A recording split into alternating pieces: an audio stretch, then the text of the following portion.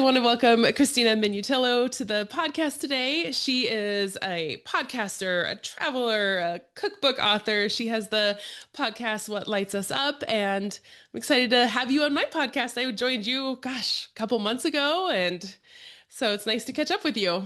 Thanks, Stephanie, so much for having me. I loved having you on my podcast. Your conversation was so great, and I loved learning about your podcast and the Italian American stories. And I know I had a couple listeners that were so excited to check out your stories as well. So Yeah, no, I loved it. It was so much fun. And you've been pretty busy since the podcast. You've been traveling and doing all sorts of things.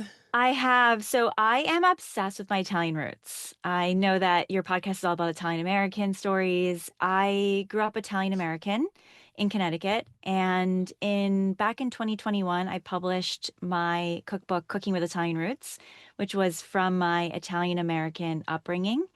And since then, I have literally been so obsessed with my roots. And I was called back to the town of my ancestry. It's a long story, but I was called back to the town of my ancestry. And through that, I have just become so obsessed with the way Italians live, their culture in the small villages outside of the big cities, and what really makes the Italian culture so loving to others and other cultures, and why we're so mesmerized by it. And I just am so passionate right now about sharing that with others because we need more community right now in the world Definitely. and we need more connection. I've never been to Italy. I'm going this summer, but I feel like that community part is something that they have in a different way than what we have here. Where are you going this summer? So we're gonna hit the like northern area for a couple of days, see the Colosseum, just a few of those things, and then we're heading south. So Yes. my family's from Basilicata. So I think we're gonna stop by, we want to see Pompeii, and then we're heading down to Basilicata. My family's from the Potenza part. And so we'll spend the bulk down there of our Okay. time. Yes, I think I looked it up. I don't, it was in Puglia or it was on the coast or it was in central towards the bottom. It's toward the bottom. Yeah, like you've Yes. got Calabria and then Basilicata is right above it. So we're way, way south. Okay. You're going to go to the town of your ancestry. Are you going to hmm see if anyone is there that you're related to? Yeah, I've been like when I'm not podcasting and all this crazy stuff, that's what my focus has been is like, who's still there? Who could I talk to? Totally. I know we talked about this on my podcast. I am fortunate enough to know where my roots are from. So my last name is from one small village outside of Naples. And by the way, don't skip Naples. If you Oh, have the okay. chance, I know that a lot of people feel like there's not enough to see in Naples. Naples is the soul of southern Italy. Mhm. It is the heart of where the Southern Italian food, or really Italian food that we all know as Italian Americans, is from. Oh, Yes. So in Naples and Rome a little bit too, but you really feel it in Naples. In Naples, their day is they wake up, they have a coffee and a cornetto, and then they will maybe log some work in. They'll actually have a heavy lunch. They'll Hmm. have a pasta with a sauce and maybe a side of meat. And they'll always finish the meal with fruit. If you're eating with a family, if you're eating at a restaurant, you will commonly see Italians eating pasta with sauce. It's actually very heavy. And then for dinner, they'll actually eat light. They will have either a sandwich, street food. You'll see a lot of street food. And the locals are making the street food actually fresh in front of you, which Oh, is really cool cool. and unique. And they're singing, and you will see the quintessential Nonna sitting in the street watching you walk into your Airbnb. Please do not skip Naples. You feel the soul as you're walking through the street. I just spent 6 weeks in Italy. And I spent 1 week specifically in Naples. I spent 1 week in Ischia, which is an island off of Naples. And then my family is about 40 minutes outside of Naples, a little north of Naples, in a small little town. And there's a bunch of castle cities outside of Naples. And my family is from there. And it's where my last name is from. It's where my grandfather was born. And I'm fortunate enough to know that town. And I'm fortunate enough to still have cousins that live there that I was able to reconnect with. But if you can find someone, even just go into the town, ask where, most of us are from Naples. Most of us Italian Americans, we come from the Naples area. So you might feel a little bit of that grounding in Naples. And then once you go to your ancestral town, you'll really, hopefully, you'll feel a connection to the town, even if you don't meet anybody. Walk around the streets, even if it seems empty, and just connect to how you feel. So when I go to my town, it's just this grounding sense that I feel that I can't explain. And so is your family from around the Naples area? So the town is about 40 minutes outside of Naples. It's outside of a city called Caserta, which was Caserta is known for the royal palace, which back in the day, and I don't know the total history lesson, but it belonged to dukes back in the day. It's where maybe the king had his summer home, I think, in Okay. Caserta. It's a royal palace, it's huge. And we are in a mountain town village just above the hill from Caserta. So we have sort of the flea market of Caserta, which is absolutely Oh, wonderful that and sounds amazing. amazing. And I actually didn't find a flea market in Naples like this. They have, like, you can get clothes for $10, but really cool clothes. And the food markets and the guys singing and fresh fish and bacala sitting on the on the street, and it's so vibrant. And I love going to that flea market. I'll go, it's twice a week, Wednesdays and Saturdays, and it's totally worth a trip. I'll spend 2 or 3 hours there. I've gotten shoes there that I love. I absolutely love it. I've gotten a pillow cover like crocheted. You can find Oh, crocheted wow. curtains and antique plates, and it's really a gem. So if anyone has a car and they love flea markets, I highly recommend the flea market. It's kind of tucked away in a far corner. And our town is 3,000 population today. It's very small. Most of the people in the town do not speak English. They are starting to teach the young children, 5 years old, to start learning English. But the generations in their 20s and 30s, they didn't learn English growing up. So they're not familiar with speaking English. I didn't grow up speaking Italian. My grandfather emigrated to the US with his family when he was 7 years old. And back then, the thing to do was to speak English. Yeah. His father was a barber and opened up a famous barber shop in New Haven, Connecticut. And my grandfather became a barber and he went to college and he became a teacher. And so he never spoke Italian to us. So I never learned it. And when I published my cookbook, in that journey of my cookbook and really sharing the story of my Italian roots with people, I wanted to share it in a bigger way as the cookbook sort of started to dim its light. And so that is what inspired me to start my podcast, What Lights Us Up. And through that podcast, I started having conversations with others about their passion projects that brought them so much light and joy. And maybe together we could inspire others that anything is possible. Well, through that, that inspired me in a way that I would have never imagined. I met guests, one in particular, who had a YouTube channel and traveled. And that guest inspired me so much that I felt this calling. At the same time, I lost my corporate job in fashion. Mm. And I felt this calling to go back to the town of my ancestry. I hadn't been since my grandfather took us as a family in the 90s when I was in high school. And I had barely any interest in the town. I remembered the town as having no windows or doors. And I remember them having rabbits, pet rabbits that they killed and cooked and served us. I swear. It was an old school quintessential town, and I had zero interest when I was 14 years old Sure. because to me, the town seemed, I'm like, these people have no windows or doors. Like, how do they, They're eating their rabbits. they're eating their rabbits. And I went back in 2023 for the first time in about, what was that, 30 years, 20 Yeah. years. And my cousins opened their doors to me and I stayed with them and I cooked with them. And on the last day of my trip, they had this 300-person neighborhood lunch where they closed the street down and the whole street was a sit down table where they actually set it with plates and silverware. And they served multi-course meal and the men wheeled Wow. the food out with wheelbarrows. And at the time, I had started a YouTube channel to post my podcast videos. And I started filming the cooking that I was doing in the town. And when I went to film the ladies making the petole, which is a traditional dish of this region, the town is called Castelmarone. The ladies were in the church hall and they were making the fresh pasta, which is called petole. And they serve it with fagioli, which is what we know today as pasta fagioli. It's a bean, sauce. Yeah. And one of the girls said, "Can you come back tomorrow and film the whole event?" And I said, "Oh my God, sure." Like I have my Yeah. iPhone, but sure. And I stood there, not being able to talk to any of the people that were setting up. And they weren't able to talk to me because they couldn't speak English and I couldn't speak Italian. But I stood there and we were like family. Everyone was like giving me a shot and cheers and Americana. And by the end of it, I made this video. I posted it. The mayor was there. I took a picture with the mayor and all this.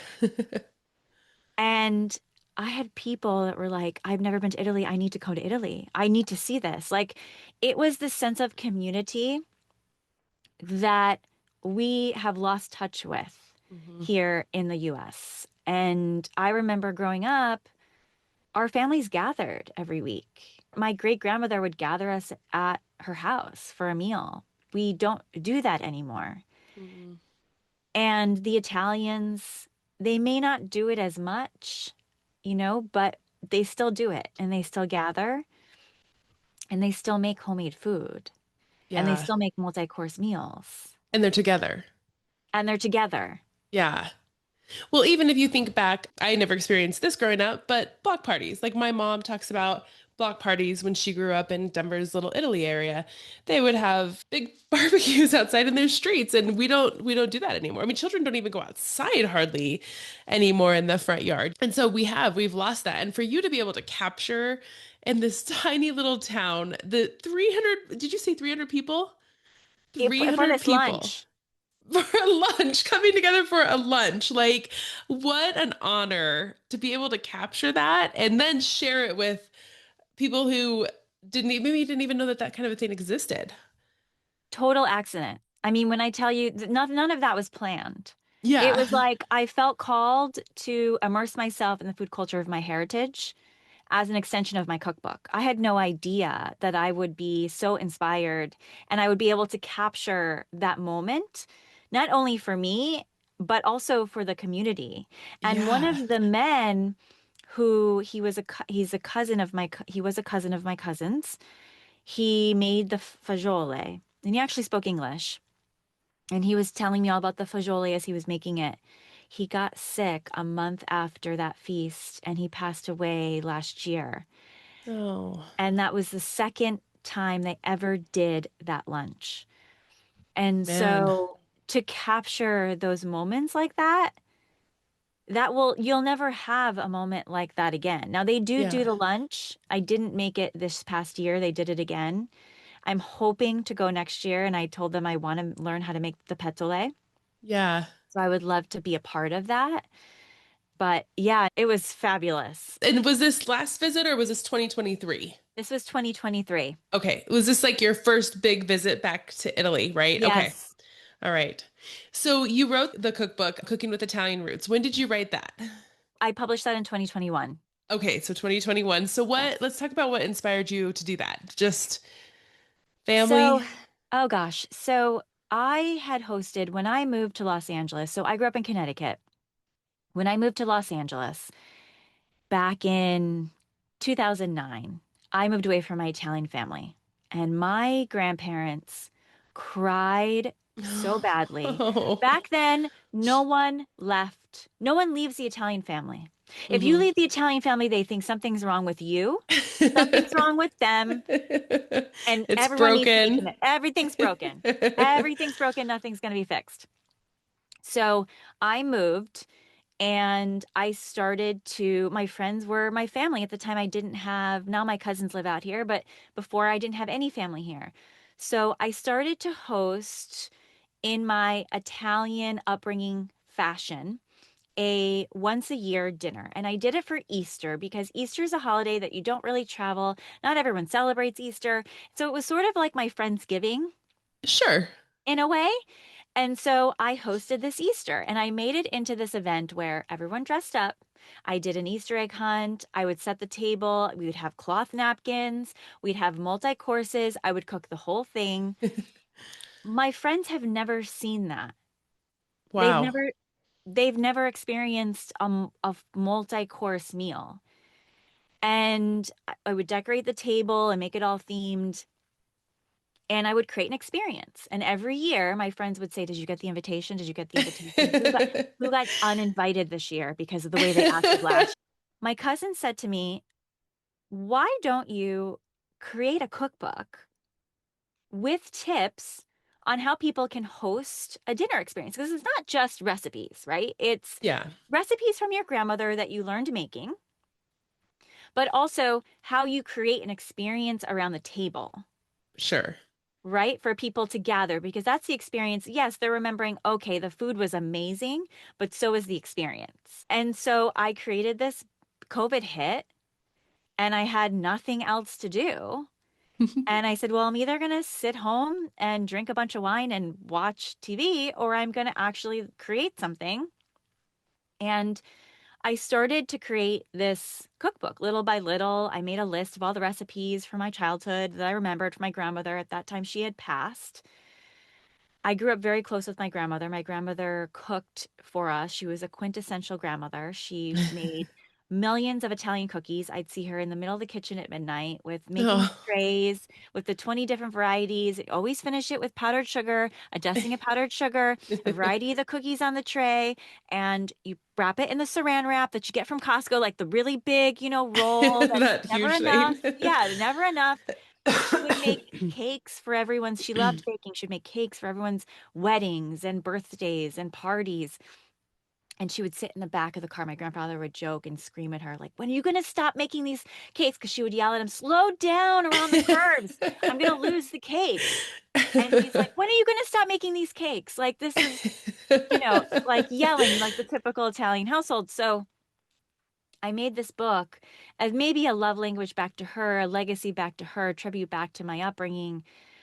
But as I created, started taking the pictures, everything was taken with an iPhone. I edited it all myself in Photoshop.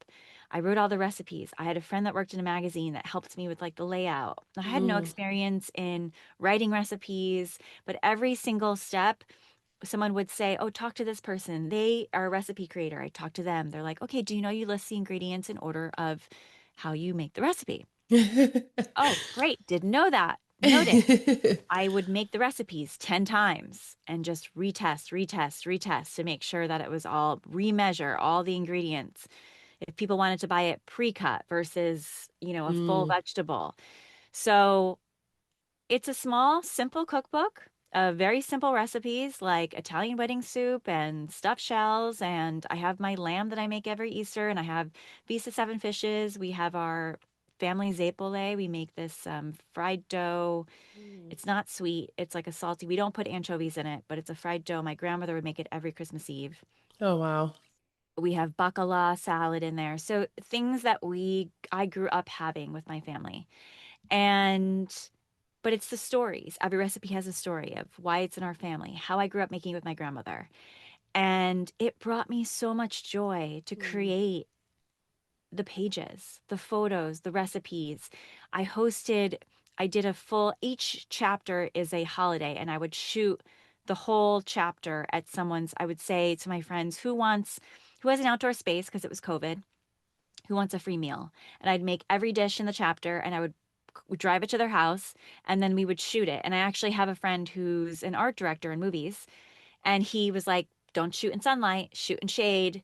So that's how I learned how to shoot, because you can adjust the lighting, but you can't take shadows out. Oh.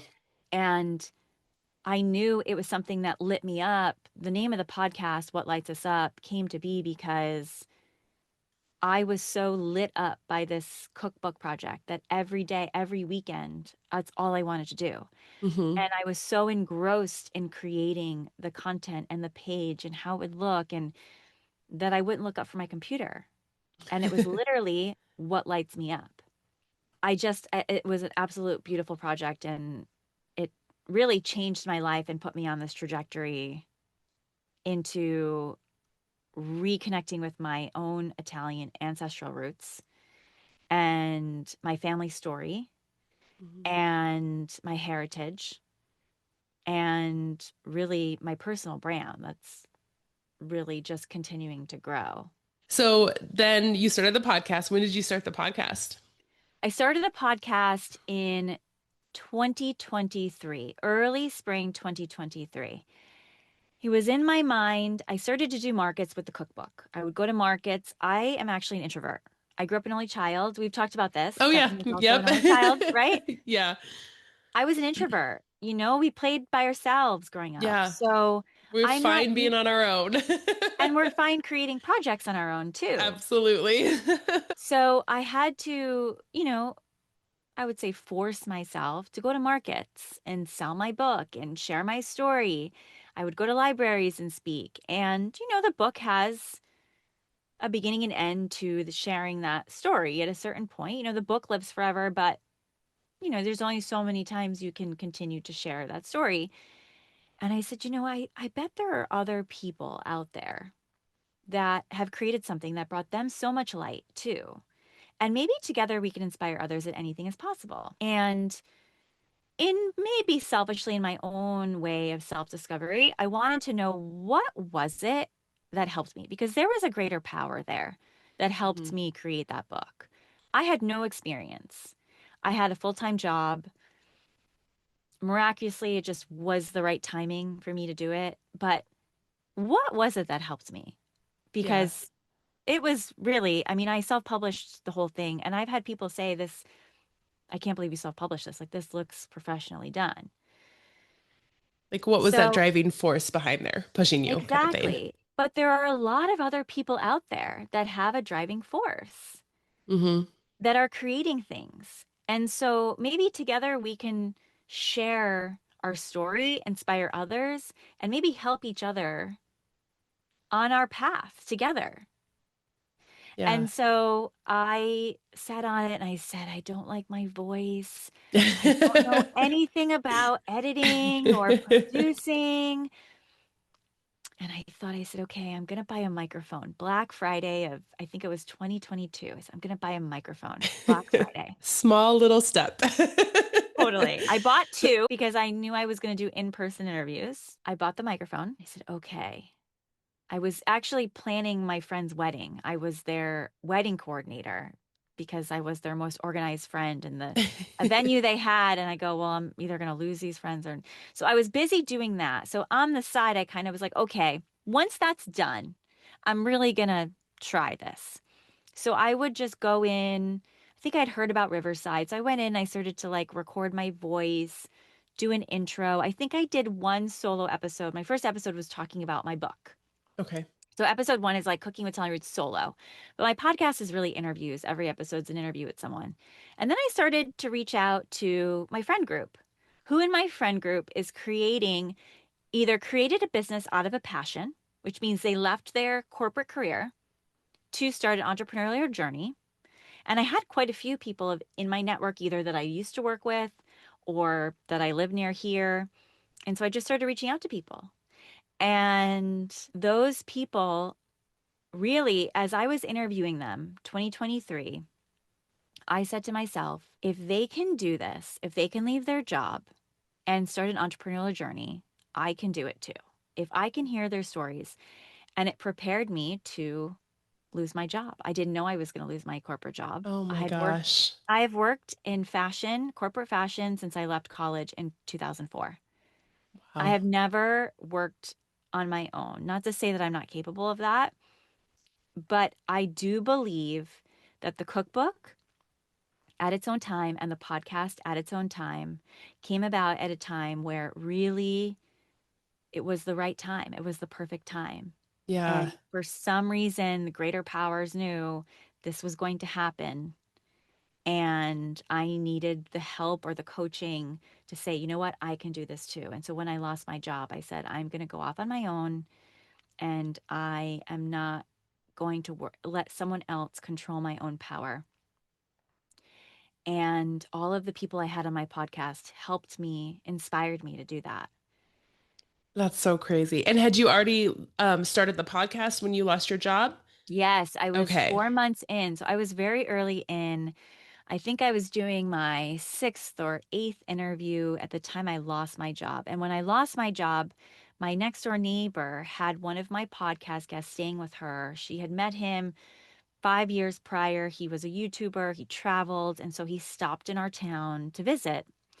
And when I interviewed him, I heard voices: go to Italy, learn from from him, follow him, watch him make videos, go to Italy to the town of Ancestry. Like I can't describe the voices I heard. And so I just felt very called to say, you know what? Okay, I have this time. I'm not working. I'm going to go back to Italy and I'm going to visit the town of my ancestry. And that's when that huge 300-person lunch Yeah. started in the YouTube channel and the videos cooking. And so now when I travel, I vowed to myself when I turned 40 years old that I will go somewhere new every year for my birthday. And every trip I take now, I cook with locals and I film the experience. So it may not be Italy. I went to Colombia this past year and I cooked with locals. I asked the cook in my hotel to, to make something with me. And I cooked with a local family in Medellin, and you sit and eat with them and you hear their story. And it's a great way to learn someone's culture. That's what's really neat too, is you're sharing the food, but you're connecting with them on that human level, but in a whole different environment. Yes. And it's inspired me. I had a fear of flying most of my life. I don't know why. Yeah. I traveled a lot for my fashion career all over the world, and I have a huge fear of flying.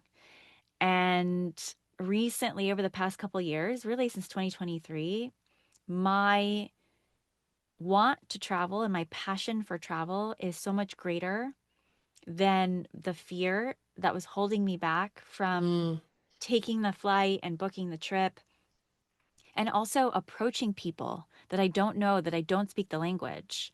yeah.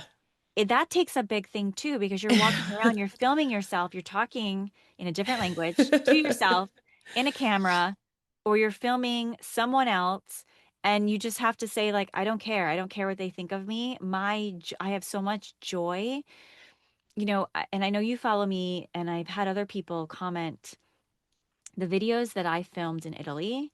And even though sometimes they're cringeworthy, you're looking at yourself like, oh my God, that's me. And I just spent 6 weeks in Italy. And people have commented on those posts: you're glowing, you're lit up by the experience and what you're doing and what you're sharing. And that's when you know you have to go after a passion For and that there's sure. something there to uncover.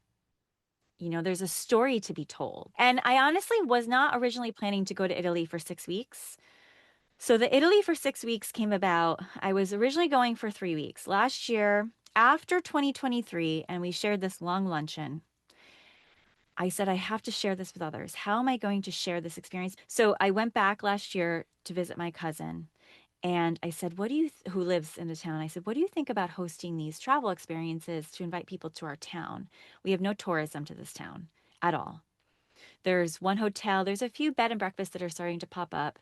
We have one culinary festival that happens every year, early September. And I happened to be there and I experienced the festival, and it was amazing. Again, talking about feeling grounded to your roots and feeling like you are from somewhere. I walk into this festival. Okay. Now, my cousin's cousin had just passed away. And in Italy, when someone passes away in a small village, you, out of respect and also for your own mourning, you don't leave the house. You're not allowed to be seen. Even if, okay, you have to go run an errand or something, okay. But you cannot be seen having fun or having Mm, having meal outside. So they did not go to this festival. So I went by myself. And but my cousin walked me in the first night because I was going to go film cooking with her friend. And we walk into the main part of the piazza, and they decorated, they hung baskets and decorated, and they put these old photos that were donated from the townspeople hanging on one wall. And my cousin walks over and she goes, that's me as a baby. Oh my gosh. And I said, "Really?" And she said, "And that's your uncle." And I'm like, "What?" So I look at the photo and it's my grandfather's brother standing in his army uniform. Must have visited sometime in the 50s, and he's standing in this photo. Now, he grew up Wow. in the US. He came when he was a baby. He did not grow up in this town. And for him to be on this photo on the wall that was randomly selected by the town on the one visit I made to this town to see his photo, like that was a sense of like, wow, I am really from here. It was the most incredible thing. And later that night, this was another thing that grounded me. But growing up, you never know. And I actually just posted something today about it. You never know if something that we grew up eating is Italian American or if it's Italian. Okay, because food, how our ancestors emigrated, right? Stories and foods and recipes, they've all changed, right? Hmm. So I see at the festival pizza frita, which I don't know what they call them in Colorado, but in Connecticut they call them pizzelles. It's like a flat fried dough, like a pizza, but it's just fried dough. Yeah. And then it's marinara sauce and grated Parmesan cheese. Sometimes you could have cinnamon and sugar Okay. without the cheese and sauce. And they had it there, and I'm like, oh my God, this is not Italian American. That's crazy. This is actually from southern Italy, and it is. In Naples, they make it too. In a different, they make it stuffed, like almost like a calzone, but it's a Naples, southern Italy, Naples tradition, and a lot of festivals will have it's a festival food pizza frita, which is what we grew up having. It's festival food pizza frita. So it was amazing to hear that it actually stuck. Yeah. Oh my gosh, between the photo and that, you were probably like, I'm home. I'm like, I have to come back here every year. And so I did. So this year we hosted our first travel experience, Oh, my cousin and cool. and we brought one person who was so passionate about I knew her, and she came from California. She's not Italian. And she came to experience the festival with us. She came for that weekend and we hosted her for the weekend. We brought her to our traditional Sunday dinner. She cooked with our cousin. She made a traditional dish of the town. And we went to a mozzarella factory. We hiked the land and she absolutely loved it. And the experience of sharing our culture and our small little town and coming to experience life there is just it's amazing. And that's where my current passion is I how do I share this with people? How do I share more of the real Italian living? And so I extended my trip where I was going to stay for 6 weeks and I went to the rest of the Naples area because as you either want to come to our travel experience and come to our town, or you want to visit the town of your ancestry, maybe it's around our town and we will bring you there. You probably will want to do other things in the Naples area. Maybe you want to go to Ischia or you want to go to my friends in Cilento or do other things. I want to help people in explore Campania. So Campania is actually a big region. Naples is the main city of Campania and it goes all the way north to I think I want to say Maratea, but I'm probably saying it wrong. But almost to Caiazzo, which a lot of people actually in Rome, a lot of people have food tours, pizza tours to Caiazzo. It's actually become this very famous pizza area. Goes all the way to Benevento on the east side, so in the center of the country, goes down, and it goes all the way as south as Cilento. Mm. It's a huge Yeah, it area, is. huge area.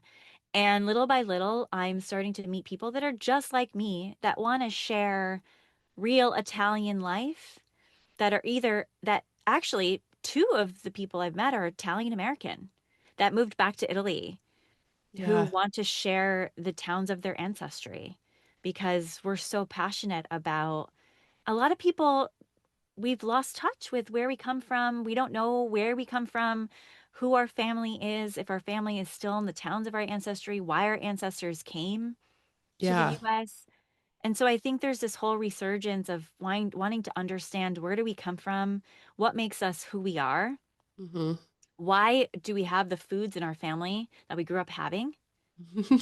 And so those are the things that we learn as you start to visit and retrace your roots. And there's a whole roots tourism happening right now in Italy. Oh, that's cool. That's real. And so you just did your first hosting. Yes. Oh, that's so cool. Did you enjoy Yes. it? I loved it. I'm like, how do I do more of this? Can I buy an inn and host people? Can I restore this old house and turn it into a bed and breakfast and host people? I Oh mean, my it's just gosh.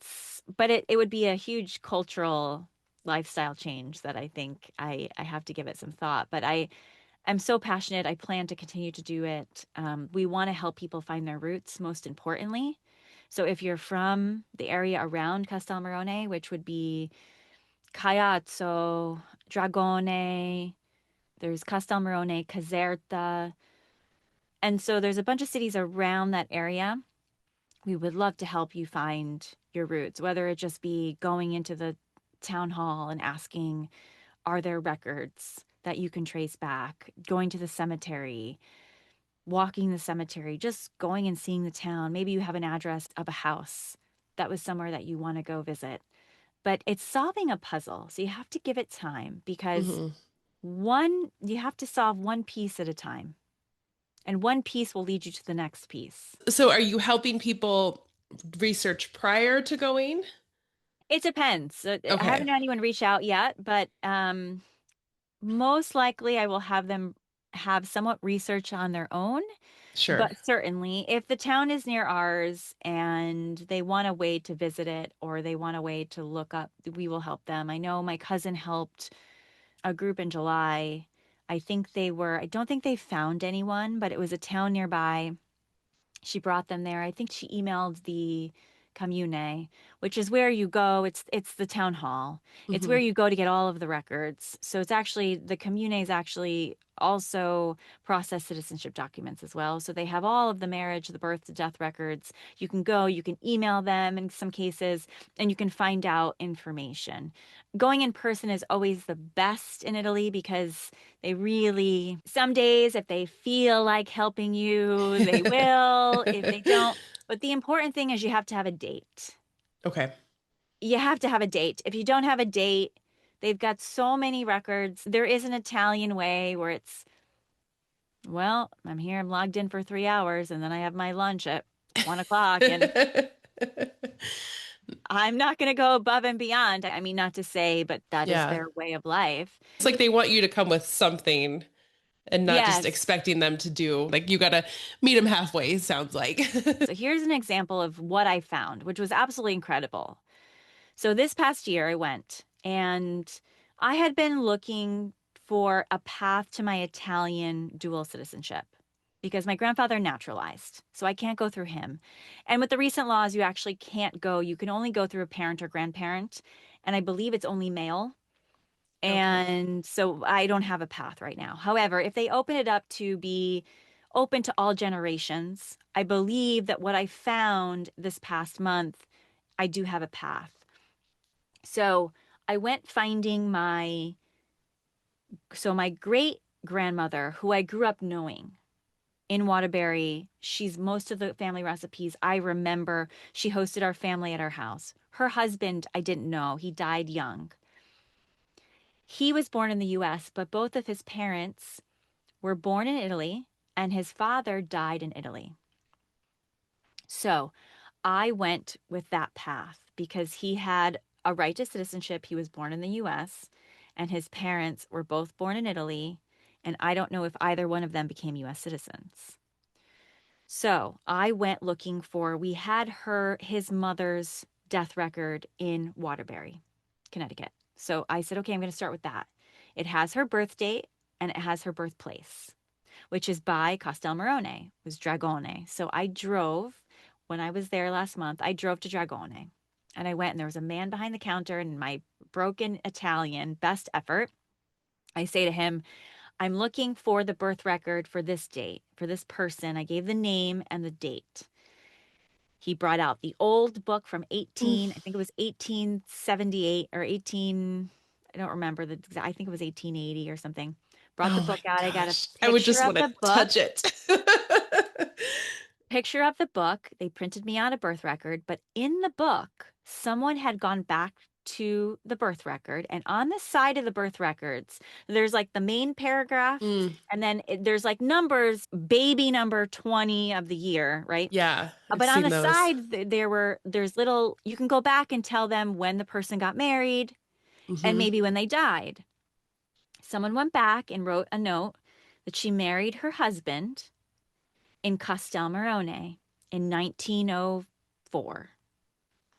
I said, Castelmarone, they got married in Waterbury, Connecticut in 1902, but it was my great grandfather's father. So I said, okay, I'm going to go to Castelmarone. So he looked, he said, I don't have the marriage certificate. Go to Castelmarone.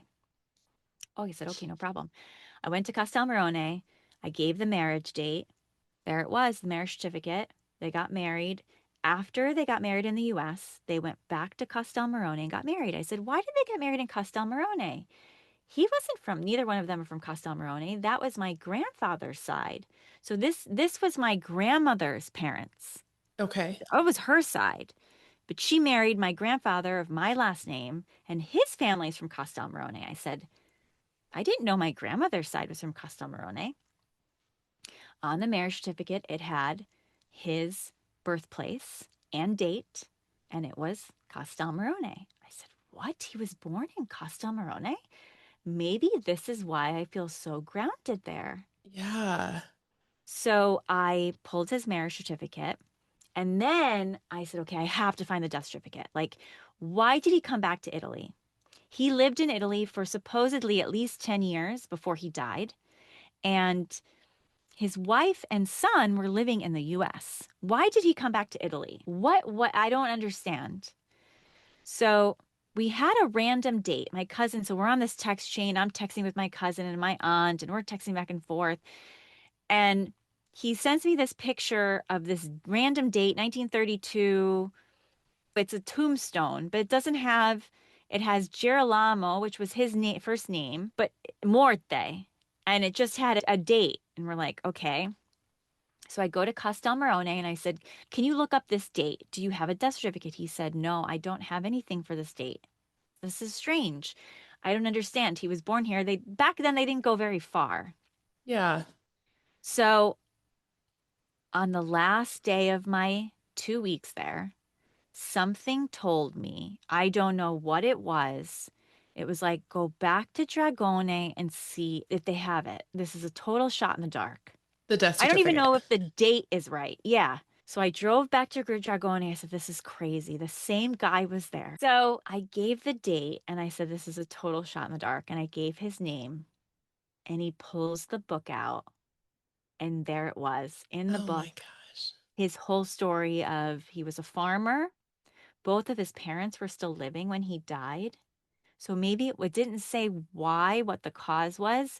He died in Dragone. He was living in Dragone. He was a farmer. So I don't know the full story yet of why he was there, but I believe that he wanted me to find that. I don't Yeah. know why. Okay, so let me get this straight. He was living in America, but then he went back to Italy. Yes. Oh, wow. And wife and child were still in America. Yes. Oh, so, and you don't know why.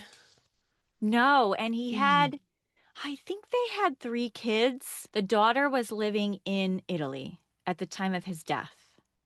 So I believe he had one daughter living in Italy. He had another son, and I don't know if the son lived in Italy or in the US. And the wife and my great grandfather went to Italy because her name was on the death certificate. It said wife. So I don't know why was he living in, because he maybe didn't learn English Yeah. and he didn't feel, because they got married in the US probably so that they could stay in the US because For they were both, citizenship. I don't think she became a citizen. I don't know. They got married in the US, they had their kids, and then he went back to Italy. So he never gave up. He couldn't have renounced his Italian citizenship because he wouldn't have been Yeah. able to come back to Italy, I don't think, unless he was there, but he was working as a farmer. Maybe he was there not as a citizen, and maybe that's why he doesn't have a tombstone at the Mm. graveyard. Now, were his parents still alive when he died? Yes. Okay, because I was thinking maybe sick parents, go back to take care of them, but that is so interesting. Very strange.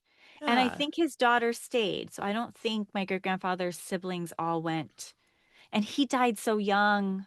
Maybe we never really knew the story because Yeah. maybe my grandmother never met her aunt. I don't know.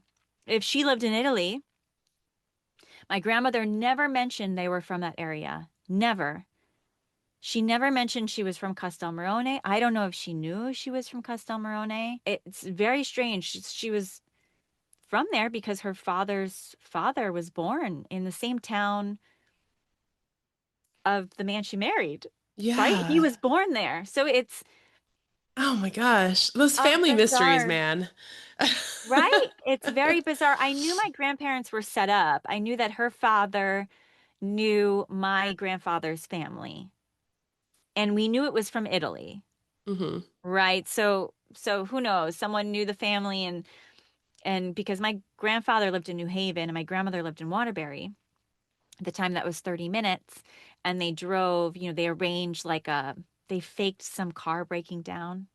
My grandfather faked his car breaking down or something to stay for dinner. And then someone had to drive him back home. And then he kicked the seat of my grandmother the whole time. And she's like, this guy is so annoying.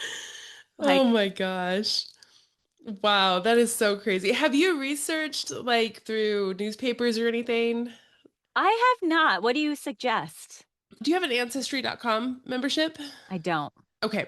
So there's newspapers.com and then there's Genealogy Bank. It might be worth running his name through that. Did they live in Connecticut? They did. They lived Okay. in Waterbury. So I went to the library and I searched his name and nothing came up. Okay. No death, no census. No citizenship. That's what I should do is you can actually go to the website I'm trying to remember, US federal website, which I Oh, don't I know know is it's working right like the now. archives and stuff The are there. archives, and Yeah. they will tell you if they were a citizen or not, if they Yeah. became a citizen. So I can upload their marriage certificate. And now that I have his birth certificate, I don't have his entry document. There seems Okay. to be no document of his entry because back then in the late 1800s, they had to sign when they came over on the ship, they had to sign their citizenship away from Italy. It says, I've seen the documents and it says, I renounce my citizenship to the King of Italy and I do not believe in polygamy and I am now, a United States citizen. I belong to the United States. You had to literally sign your life away. I Yeah. mean, I can't reading it made me emotional from one of my ancestors. I found it one day and I was like, I can't believe that they had to sign this. And not even really knowing what you're walking into, you know? Well, they also probably didn't speak English, so they didn't That's understand true. what they They were might have not even signing. known. Yeah. So most states will have like Colorado has Colorado Historic Newspapers, and that's free. And so a lot of them have that. But the Genealogy Bank and the newspapers.com, they have a little bit more newspapers and they have different dates and stuff. So maybe Okay. I'll grab his name from you and I'll run it through there real quick and see if I can find anything Oh, for that would you. be amazing. Yeah. That's where my passion comes. Like the whole time you're telling me this mystery, I'm like, oh, I want to solve it. I can research this person. So we could have a part two of like There we telling the go. story, Yes. right? Of why, because why back then that was not common. They didn't go No. back to Italy to live.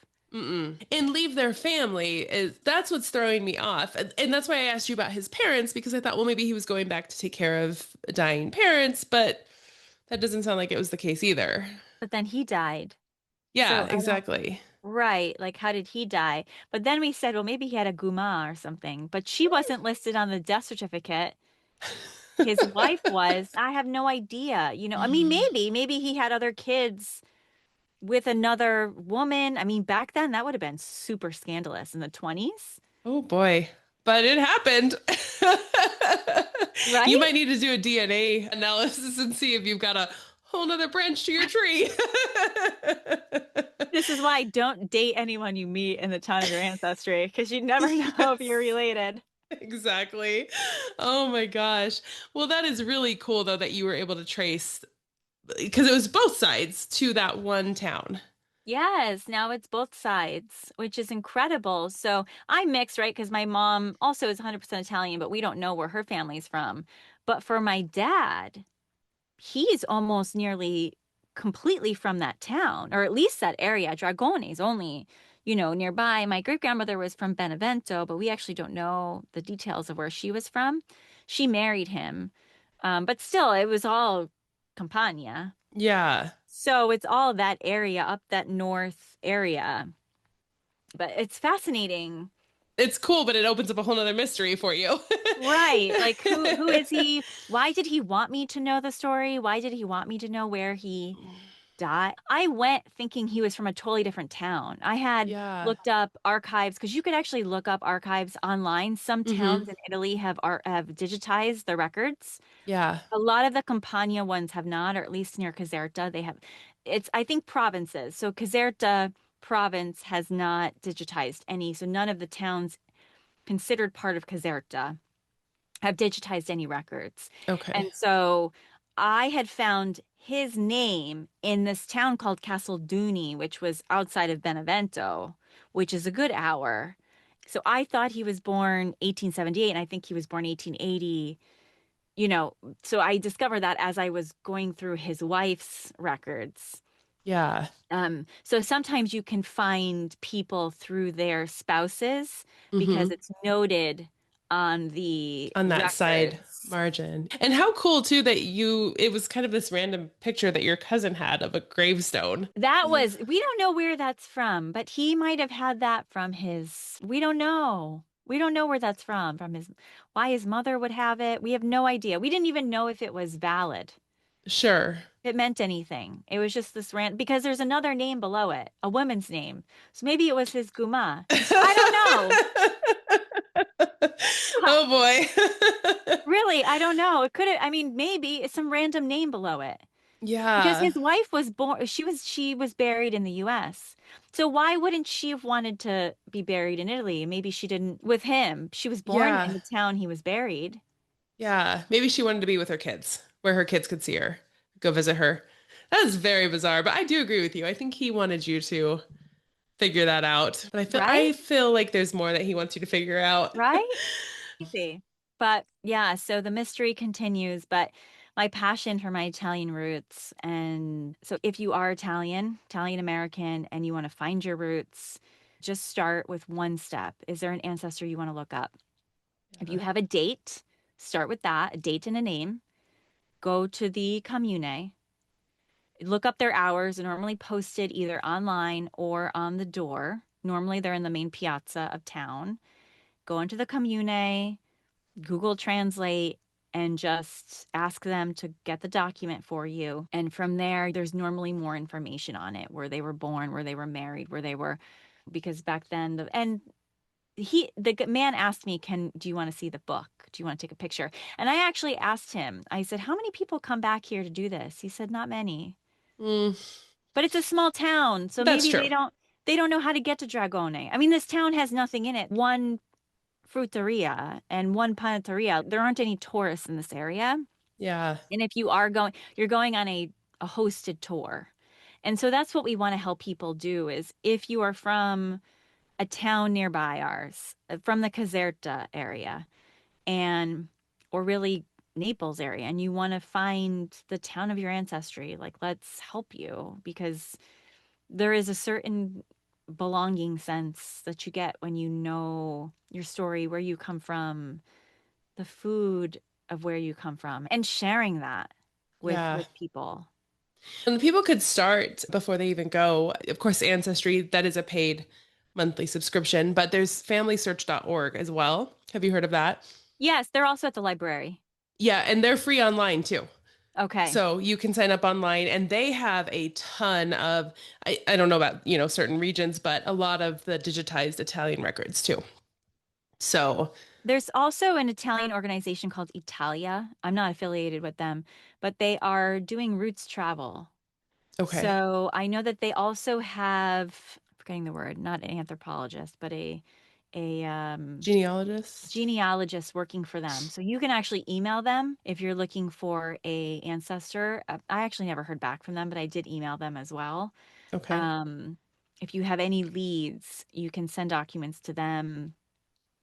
Honestly, and then you get worried sharing documents, but they're so old. Who's gonna Right. steal Yeah. What are someone's they going to do with them? identity? I mean, what are you gonna do with it? Yeah, at this point, it's Yeah. like everything's stolen. So just, I'd rather Exactly. find out the story than Yeah. It's like, do what you want with it. Just tell me what the story is behind it. exactly, exactly. So, Yeah.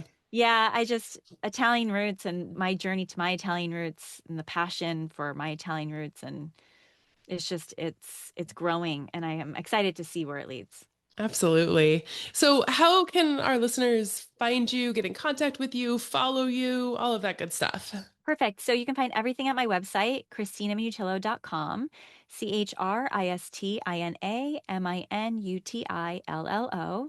I've got my cookbook on there. I've got my, which you can buy from me signed. I've got my podcast linked. You can find the podcast, What Lights Us Up podcast, on Spotify, Apple, YouTube. I'm also on YouTube, Christina Minutillo. You can find the link on the podcast page on my website. And you can also find my travel experiences on my travel page on my website. I've got a bunch of different experiences. You could just send me a form of what your budget is. I have a few experiences: Ischia, Procida, Naples. You can come with me to Castelmarone. You can go to Cilento to my friend's inn, and I'd love to help plan that for you and send you to Italy to find your roots. And if you're looking for your family roots, please send me a note as well. There's a form on there, and hope to connect with you. Perfect. And I'll put that in all of the show notes and everything. So, Great. Thanks so much for yeah, having of me. course. Thank you for coming on and sharing all of your stories and your mystery, which I can't quite get over, but I really enjoyed sitting down and having another conversation with you. Thanks so much, Stephanie. All right. Thank you.